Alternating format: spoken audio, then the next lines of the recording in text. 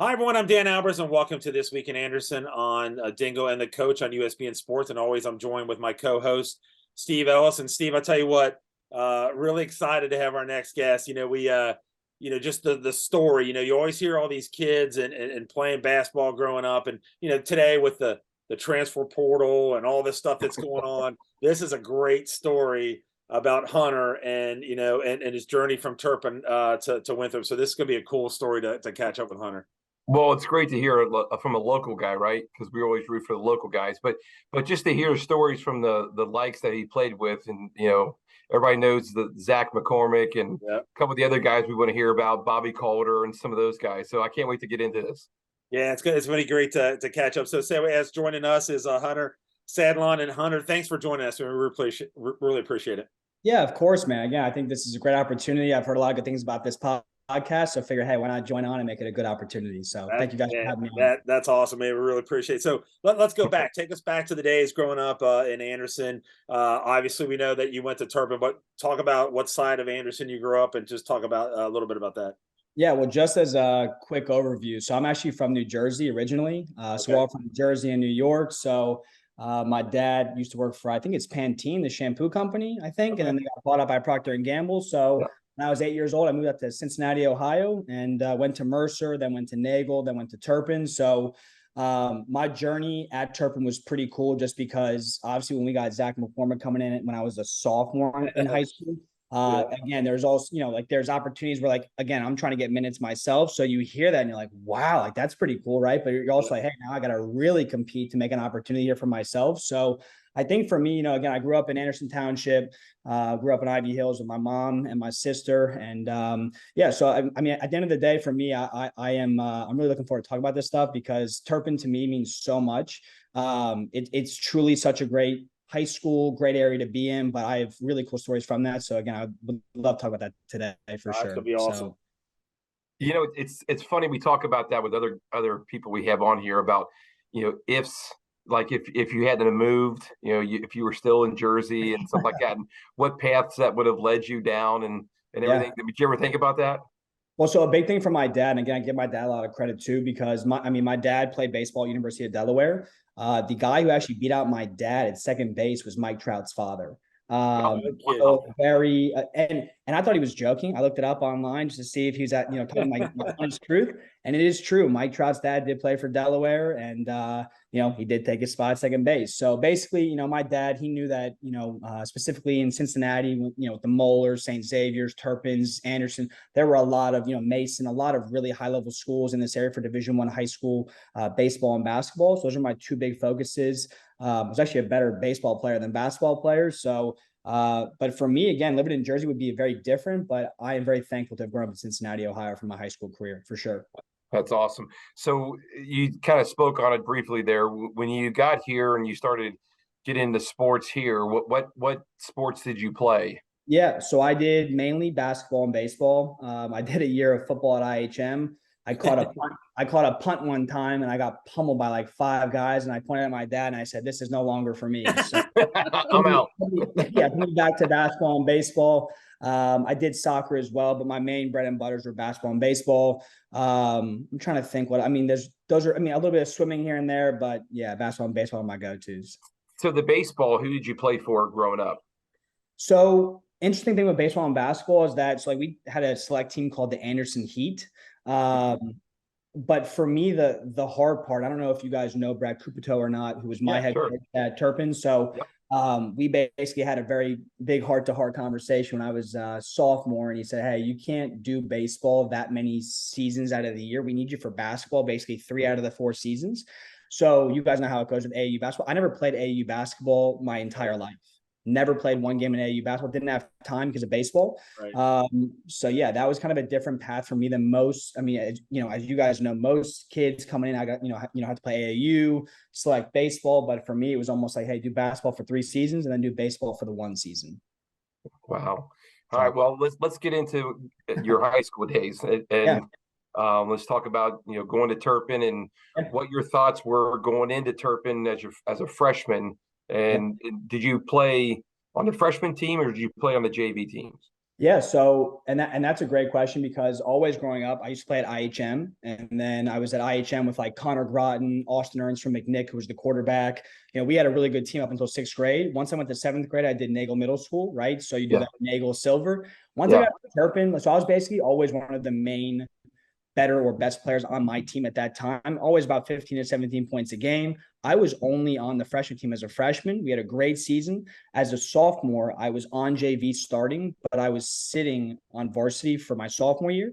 And then Okay. as a junior, I only played, and this is a crazy thing too. People think this is nuts, but I only played about 10 to 12 minutes a game my junior year because we had Mitch Stevens at the point guard, who was a dog. Yeah. And Oh, you yeah. had senior guys who are, again, again, then you had the Zach McCormicks and those guys. Once the minutes are getting taken, to go to like really star players who have been there or just have amazing talent just right off the rip, it becomes very humbling because you've always been like, for me, I was always the center of attention, being the point guard, running the show, Yeah. and that wasn't the case anymore. So I think that was the biggest thing for me was going from freshman, playing a full freshman season, JV sitting on varsity, and then finally being just on varsity junior, senior years. And then I started as a senior. So Okay.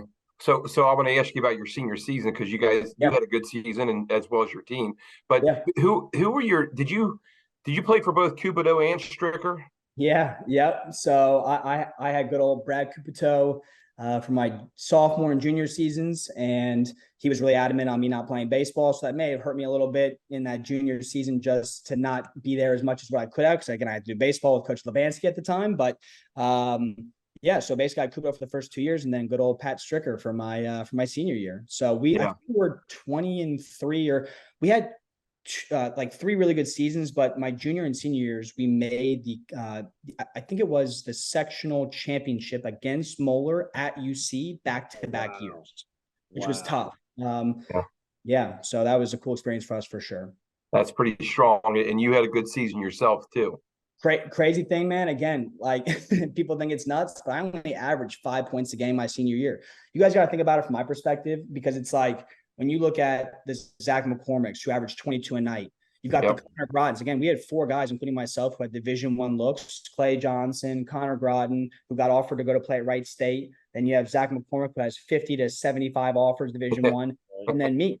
So, for me, it was like I was very, appreciative of playing with Zach because Zach, because of his notoriety, Coach Cupido would take myself, Zach, Brandon Holiday, and maybe one other person, and we went to the West Virginia camp. We got to go meet Coach, Coach Huggins. Then we go to the Virginia camp. We get to go play in that. Then we get to go to all these places because of Zach.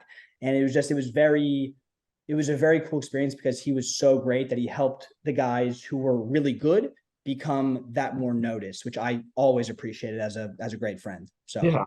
Yeah, that's incredible. I was gonna. My next thing was going to be talking about Zach. I love Zach. I do all the football games in Anderson, and Zach was the assistant AD at Anderson, and I just one of the best dudes you'll ever meet, and just a great. And I'll never forget when there was word about Zach coming to either Anderson or Turpin, and we're Anderson guys, obviously, but it was like, oh my God, if he comes to, it was like there was just a big buzz around Zach. And then when he came to Turpin, and then when he came to Turpin, I think the one thing I'll never forget was the dunk against Anderson. That was probably one of the coolest things. But talk a little bit about, you've already kind of talked about it, but just the games that you were involved in, and Zach was just an incredible athlete. Yeah, and again, I think for myself, it's kind of even in life, right? When you look at jobs or this, that, whatever, like you have to basically sometimes know what your role is in certain situations. So looking at Zach, I just remember one specific event where we were playing against Princeton in the state playoffs. I think the game prior to playing Moeller, my senior year, I think Zach at that point had like 39 points in that game. Right? Oh my God. And I remember at one point, again, I bring the ball up the court basically every time I'm trying to run the offense as we always do.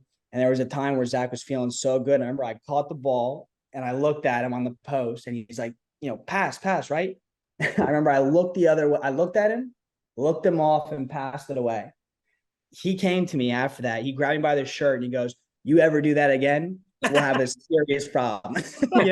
So it's, he ends the game off maybe with like 42 to 45 points. Wow. I think I had 4. One of them was like a big steal at the end of the game, get a steal, hit a shot, whatever. But it's like, that's when right? You got a guy shooting the ball 20 times a game. You got to get the best player of the ball. Plus, you have other guys. I mean, Clay Johnson, for example, went to St. Xavier, to play against St. X on the road when we went there. He put up 35 points. Wow. We're playing 8 quarters, guys, and that's still with Zach and another, getting another 20. So that to me was, I think, the most humbling experience in my life ever, just because it almost grounded me for Winthrop as a walk on to Winthrop and all that. So anyway, it's just Zach drew in crowds that were ridiculous, and that Anderson dunk, it's literally on my highlight film. Yeah. Ball, that was a pretty cool thing. Was that on ESPN top 10 play? Yeah, it's good. They made Sports Center. Yeah, and Zach shot that next day, and it was like, he was getting mauled at school. Everyone's like, "Oh my God, I can't believe you made Sports Center top 10 play number 4 or 5." And again, for us, with 17 years of age, seeing a guy basically change the whole landscape of a school.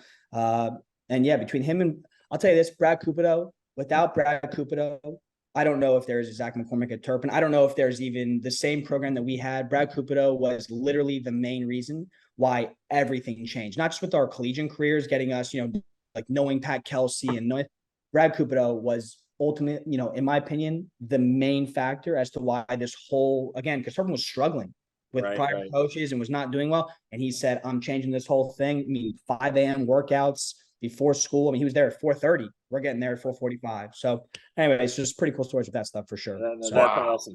So, one of the things that Steve and I had the privilege of playing, we both played at Anderson, and we got to experience that Anderson Turpin game, but on the Anderson side. And back then it was a little bit different. You didn't have the go to Nagel Middle School and separate. Back then it was literally truly Anderson Turpin Middle School. So I know our experience and what it meant to us, and it was very, very, very intense. And I'm sure that it was for you, but talk a little bit about that Anderson Turpin game and what that was like for you.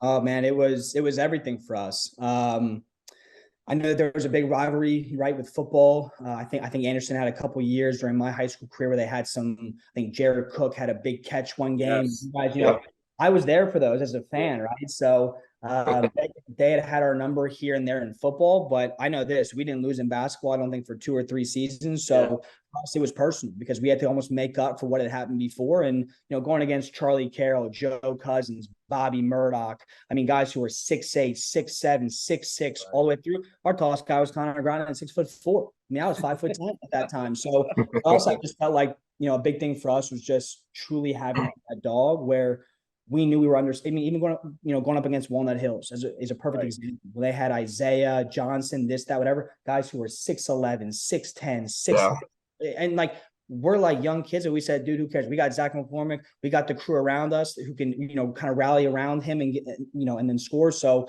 for us though, Anderson Turpin was everything. It was everything. Yeah, so, I mean, it's it's funny. We're old.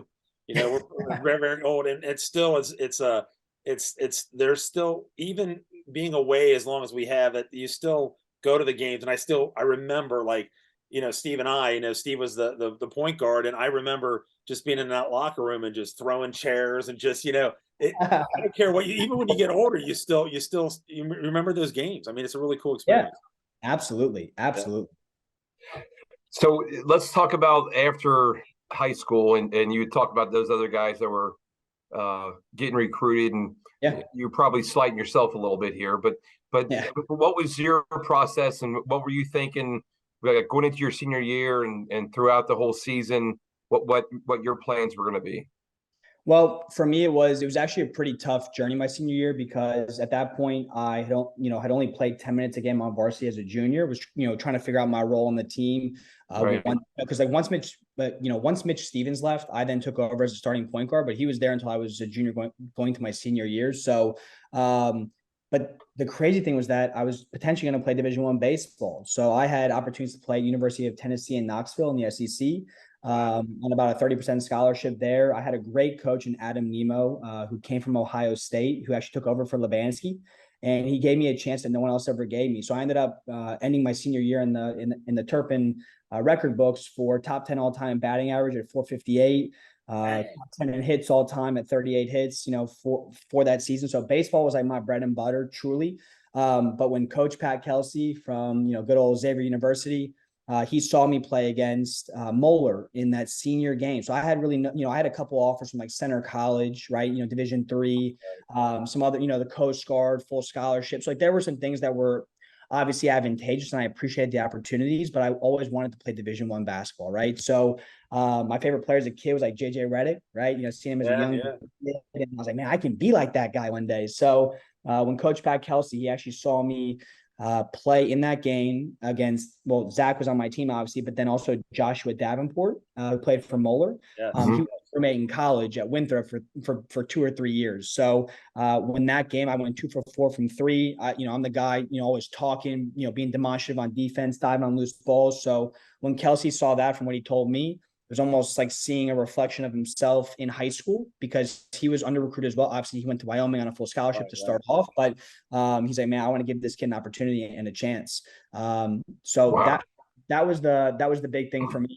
And at the end of the day, that's kind of how it went. But I had to actually decommit from Tennessee to go to Winthrop as a pure walk-on. So that was very humbling too, because again, I know that the 30% scholarship or 25% sounds nice, and it is, right? You're in the SEC, you're able to have an opportunity, but end of the day, yeah.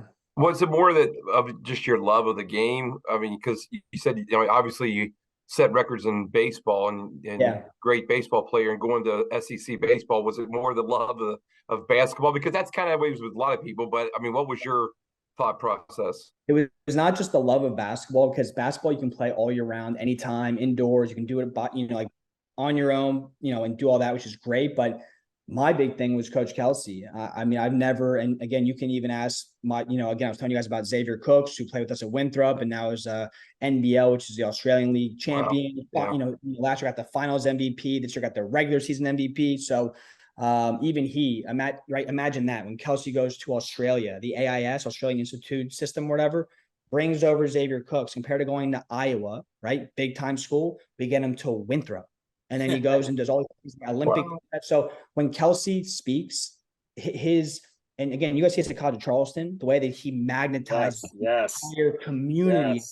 He's like, it's our city. I'm thinking, okay, it's your city now. So, the guy is just, he literally said, Hunter, not only will we be great here at Winthrop and we will get championships, but he said, because of your acumen, acumen with school. And again, I had a really great GPA. I was doing very well in school. So he said, we believe you can get an opportunity here in Charlotte after school, which is what ended up happening eventually, is that I got an opportunity to work in Charlotte after that. So it's kind of more that bigger picture. But a buddy of mine is Andrew Benintendi.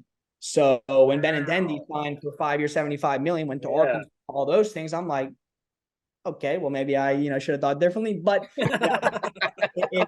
it's again, Andrew was so special when he played baseball, and he's also a lefty hitter like myself. But again, I think, for me, the biggest thing was the love of the game, but believing in Coach Kelsey, that he believed in me as not just a player, but as a person. Like, he actually loved me as me.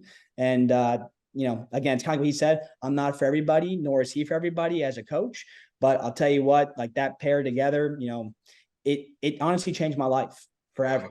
So, well, it sounds like he means a lot to you, but you kind of give us, let's dive into Coach Kelsey there, and what type of coach he is, and why guys love playing for him. Because I mean, he's got so much upside, and it's hard not, even for somebody like me that doesn't know him very well, it's hard not to root for him.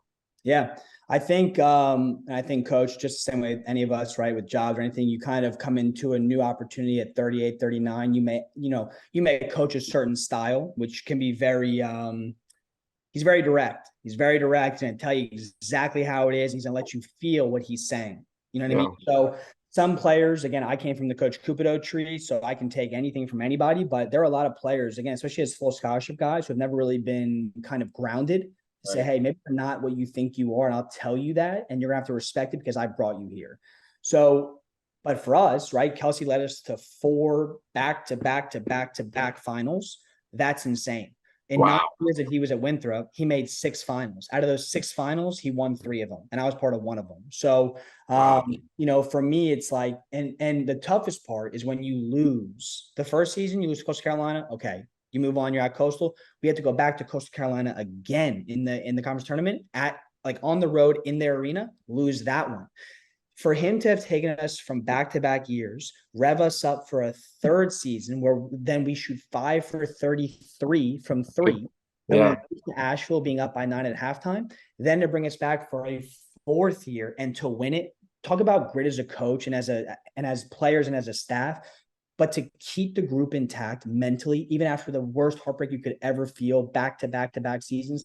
That's when I realized that Coach Kelsey's not just a man of, honor and integrity with how he does his business, but he actually believes in like the greater good of what we're doing. No matter how many times we fail, we will get the end result. Wow. So that's what I learned, seriously. Well, that sounds incredible. I mean, I think anybody would love to run through a wall for him. So what stories can you tell about him from a locker room speech or a halftime speech? Yeah, well, I've got 2 of them that at least I can think of off the top of my head. So one of them was when I was a freshman. And coach's big phrase was, at Winthrop, we don't get hurt. Okay. We don't get hurt. Right. So you roll an ankle, you get up, right. You do this, you get up. Okay. I love it. Long story short, we had a guy named Mitch Johnson, 5'5", 5'6", starting point guard, leading scorer all time in Winthrop history at 5'6", came in the same year as me. So again, kind of like when you get Zach McCormick and I'm like, well, this is great, but I'm a sophomore. It does affect your personal opportunity, but you're doing it for the greater good of your team, what you came there to do anyway. So Keon was that for me as well. We came in the same age in 2013, and he ended up leading Winthrop as the leading scorer of all time. So long story short, Keon got hurt in a practice, goes down, very rare, very tough player, goes down, really hurt. He gets back up and coach screaming across, Keon, we don't get hurt. Keon, we don't get hurt, right? Keon gets off the court, goes to the athletic trainer, gets help from Dr. Jeff Lahr. Coach Kelsey's known for getting in practices, guys. Like actually going into practice, he plays in practices at full speed even today in his I think he's like late 40s, early 50s, or late 40s. But back with us, he was like 41, 42. And he was like, I'm in. So when Keon came out, he goes in, right? And one of our guys, Jared Scott, I'll never forget this, 6'8", 6'9", big guy, gets aboard, comes down, total accident, comes down just to swing through and hits Coach Kelsey square in the jaw. And I'm talking speed, like one of those where it's like a boom, just like that, hits him square in the jaw. He goes down and he starts to bear crawl because he's bleeding out of his mouth. Like his whole jaw is like totally busted. And Keon Johnson from across the thing goes, hey, coach, I thought we don't get hurt. Screams at him, right? And and then he's like, Keon's laughing, going crazy. All of us are like, oh my, like we're petrified, but Keon's like the star player. He can say what he wants to say. But you know what though? Coach Kelsey got up, literally was like bear crawling on the ground, gets up, has like blood coming out of his mouth. He like licks it on his finger and he goes like that. And he goes, love it. Love that taste. And that was it. Practice over. He goes, that's it. Practice done. He goes, Jared, if my jaw's broken, your scholarship's gone. Just joking, obviously, right? He literally came back and he said, guys, I know I said don't get hurt, but he goes, literally he had to go to the, I think the emergency room to get his jaw checked, all stuff, but he literally came back, tasted the blood and goes, I love it. And the thing is, coach is crazy, but it's a crazy that's like, he's so passionate about everything. As another example would be when we played Southeastern Louisiana. Okay. So again, I was still a walk-on for my first 3 seasons, was getting no money at all for school. And I think I was maybe a sophomore or a junior, and we're in the locker room on the road at Southeastern Louisiana, pretty good, mid-major school at that time. And having a bad first half on the road, we should be winning the game, all that stuff. And guys weren't taking charges.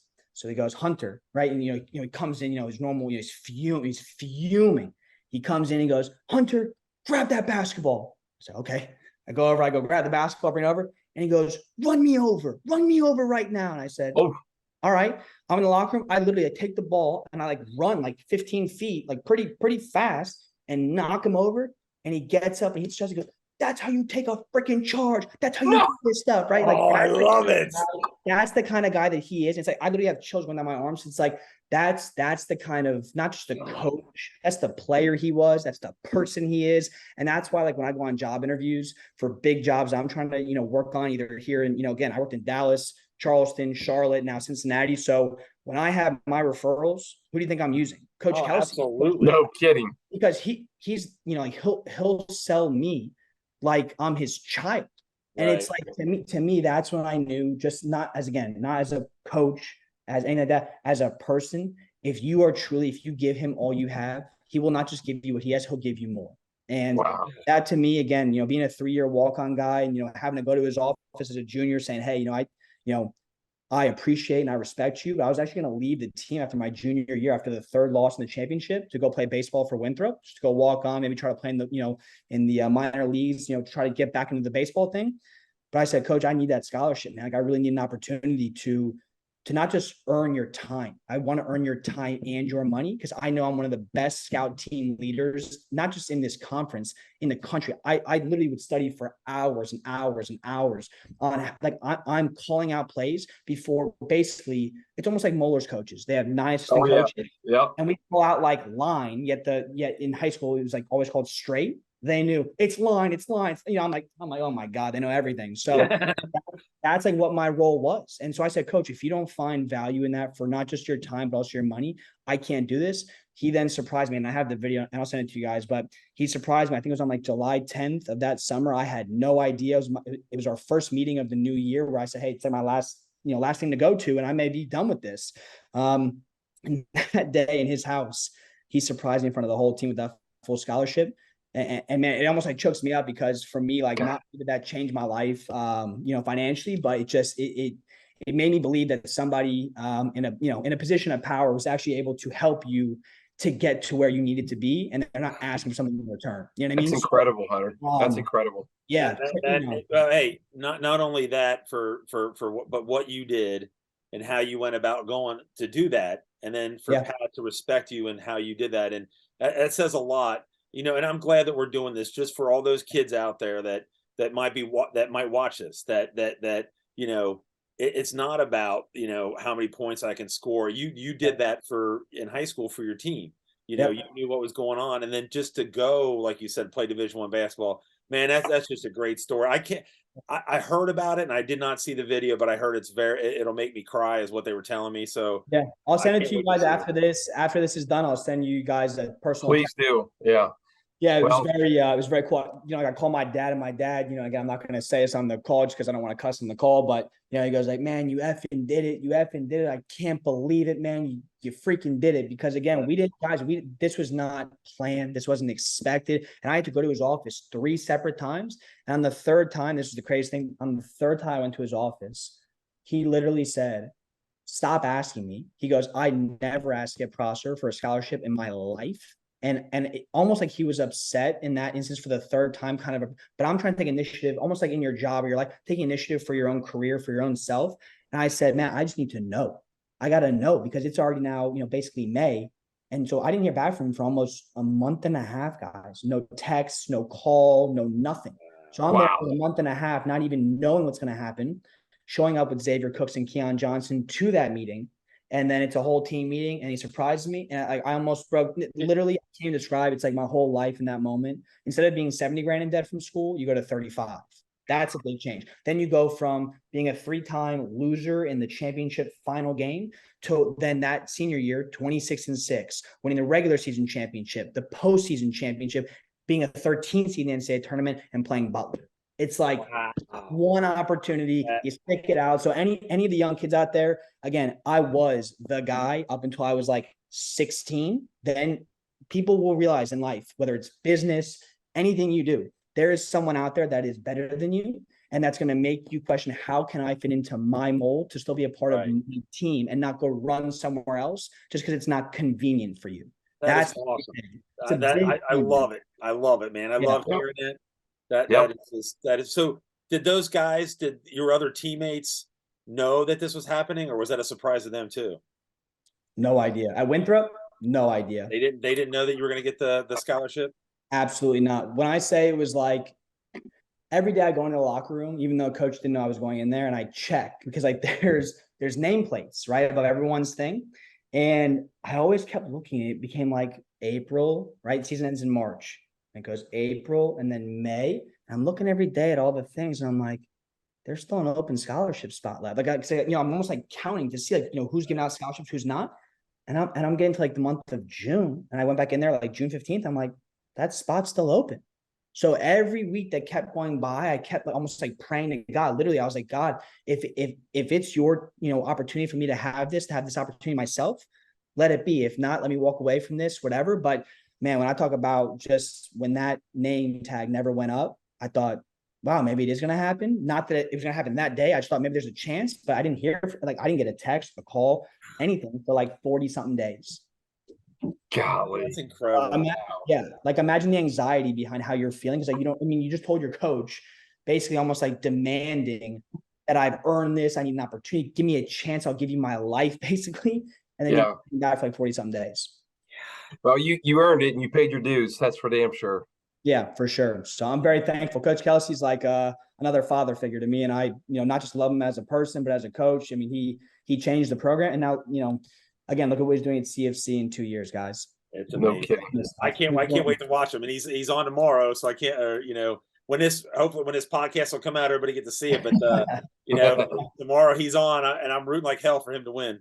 Yeah, me too. Against San Diego State at 3:00. I told my bosses, leave me alone at 3:00. Don't come my way. I have my corner desk. Let me be. So, yeah, that's pretty cool. So, the other cool thing about this too is there's another kid from Turpin that is connected with Kelsey, and he happens to be the director of basketball operations, and I believe it's Mitch, right? Mitch Johnson is that's a former teammate, right? A former teammate of yours, and then also there too, right? Yes. So actually, it's his brother Clay. So Clay Johnson. Sorry. Yep. So funny story, because again, Cupido was the one to really help me push with Kelsey to get that opportunity, right, as a walk-on. But the same thing that Cupido did for me, I did for Mitch. So I basically called Coach Clement. Mitch was really struggling, had no opportunities, was trying to get an opportunity with maybe Ohio State, UC, Xavier, anywhere in Cincinnati or somewhere close.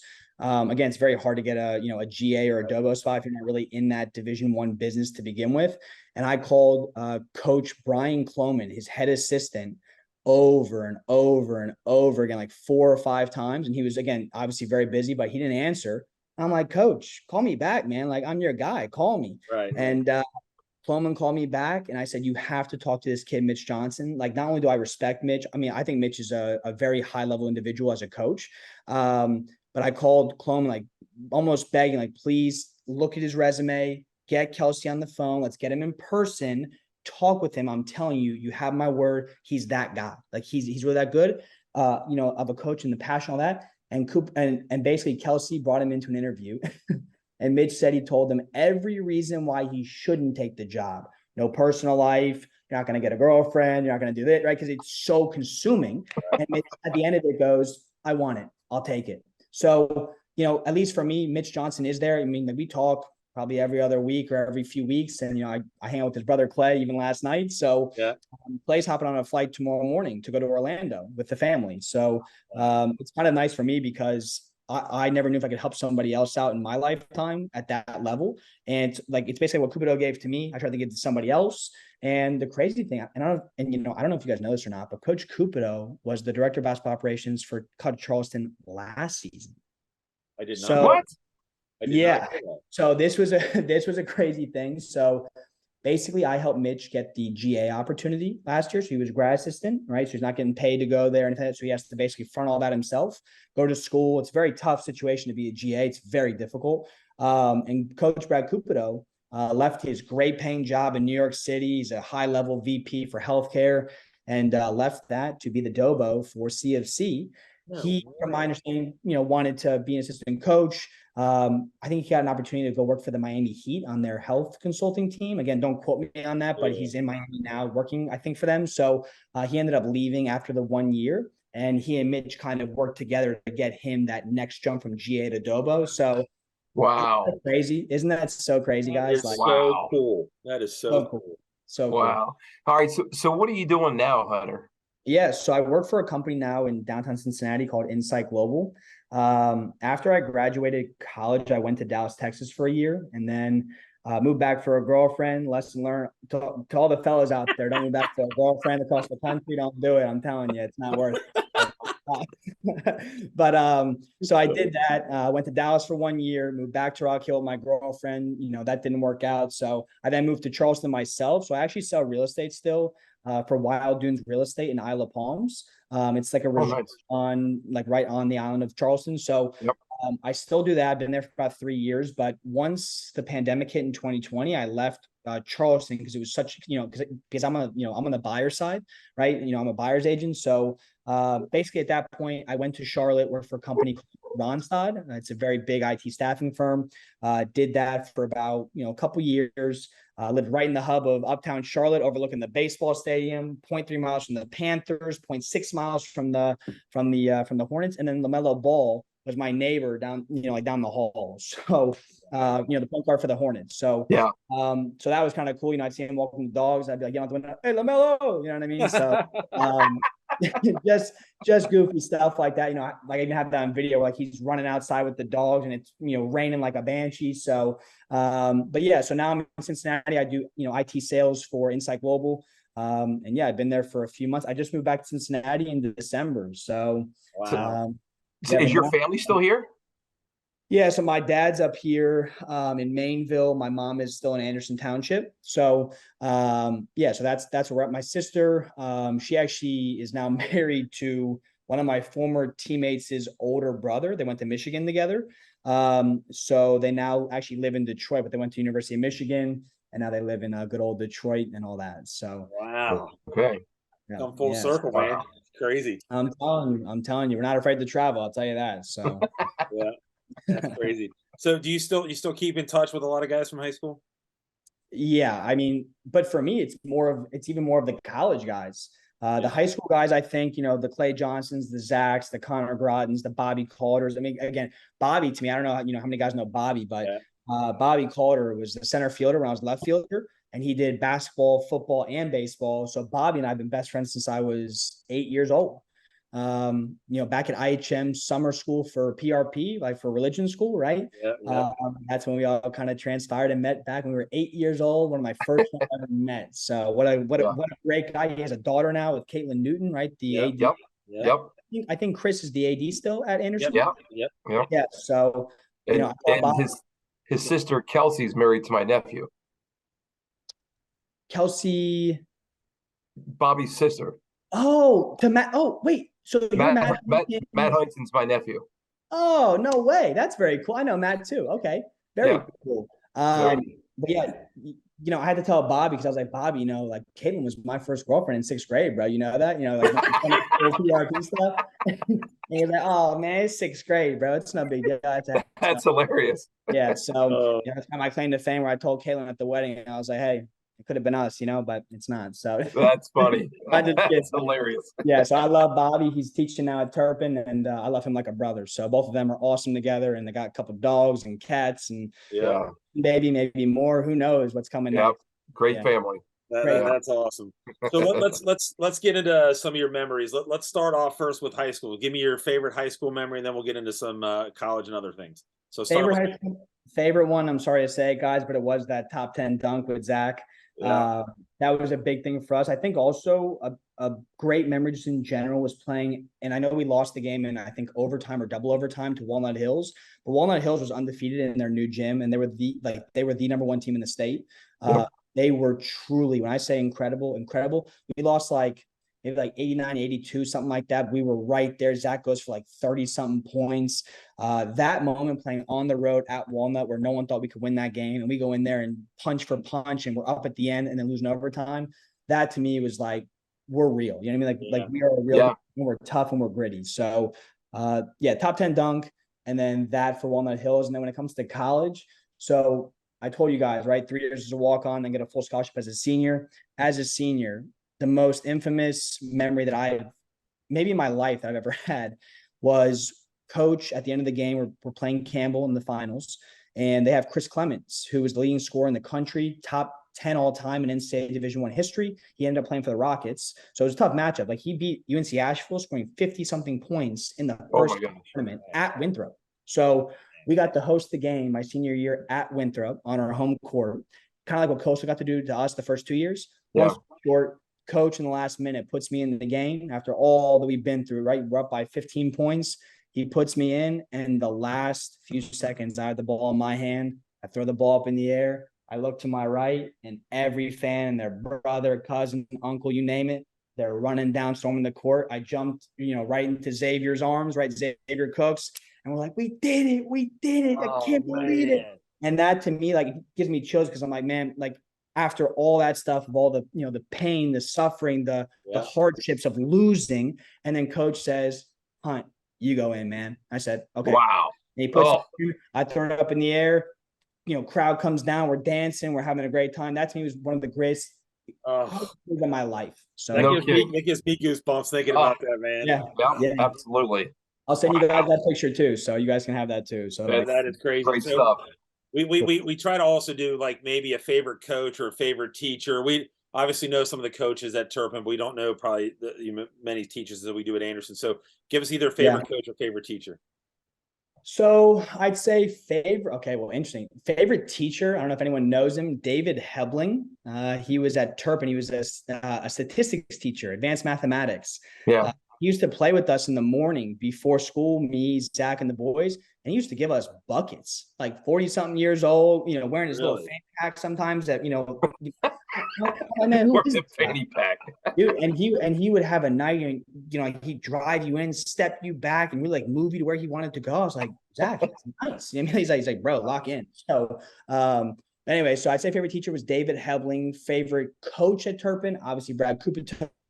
I liked Coach Cousins. I don't know if you guys remember Coach Cousins. Love him as a good quality human. I knew him back in Nagel and even before that. He's just a genuine person that I respect a lot. Anderson, I'd probably say Chris Newton. I think Chris Newton's a man of integrity and honor. I think the way he operates, his family, his business life. I think Chris Newton's a really high level, high class individual. And then college, obviously, it's Coach Kelsey. So yeah, it's got to be. Of course, man. Top notch. I'll tell you what, man, this is incredible. I honestly, we could probably talk until tomorrow when the March Madness starts, man. It's the stories. And again, I really appreciate that you brought this out and telling the young kids about not giving up and not quitting. And it's not, it's sad today, honestly, to see the, one and done transfer portal, all this stuff. And you're a living example of hard work pays off and the dreams, like you just said, of playing that last game at Winthrop, going to that's just, I don't know, just, it's awesome to hear the story. And we really appreciate you telling us all these stories. Yeah. And I just want people to know this too. Like, it may sound like almost like a, like a fairy tale that came true in the end of things, but I want to make this very clear. Throughout this whole process, I didn't know a freaking thing. I didn't know that any of this stuff would ever happen at any moment. So like, to anybody out there who truly, like, again, not even being under recruited per se, but just people out there who always have like a plan for what they think is going to happen or that they know what's going to happen. Just take a moment and just say, control what you can control, because I know they used to like make me feel very uncomfortable. It's like, man, I can't control everything. Right. So just stay the course. I know it sounds cliche, but it actually, like, if you show up and you're the first one there and the last one out, day in, day out, and you show that to people, job, personal life, whatever, it's going to make a big difference. So I know it sounds like it all worked out in the end, because it did, and that's great. But this was not like he knew it was coming. I didn't know anything. So keep the course, stay focused, and anything truly is possible. And I mean anything. So yeah. Man, that's awesome. Steve, I tell you what, man, it's kind of cool and gets me fired up. I'm ready for some basketball tomorrow. What about you? Well, yeah, no question. No, it's great to meet Hunter and to hear his stories and just the passion is unbelievable, which I love. And I'm such a fan of yours, Hunter, just listen to what you say. So thank you. And again, thank you guys for, let me, jump on this podcast. I know Gary Hardaway is a good friend of mine. So I will send it. And then again, Dan, if you can send me Steve's number as well, I'll put you guys in a little message together. I'll send you all the video. I'll send it out there. But that video and that moment changed my life. So thank you all for letting me talk about that stuff for the young kids and all, even older people, just to hear. And, again, Turpin was great. Anderson's a great school as well. Anderson Township is a community, is a great community. And I'm telling anybody this, if you want to go get something outside of Cincinnati, there's a lot out there too, where you can go from what you've learned in Anderson and take it elsewhere and then bring it back here and be like, hey, this is what I've learned. Right. Yeah. So a lot of stuff out there. Hunter, that's awesome. We really appreciate it. So we're going to go ahead and wrap it up here. And so for Steve Ellis and Hunter Sadlon and Dan Albers here, you've been listening to This Week in Anderson on Dingo and the Coach. We'll catch you guys next week.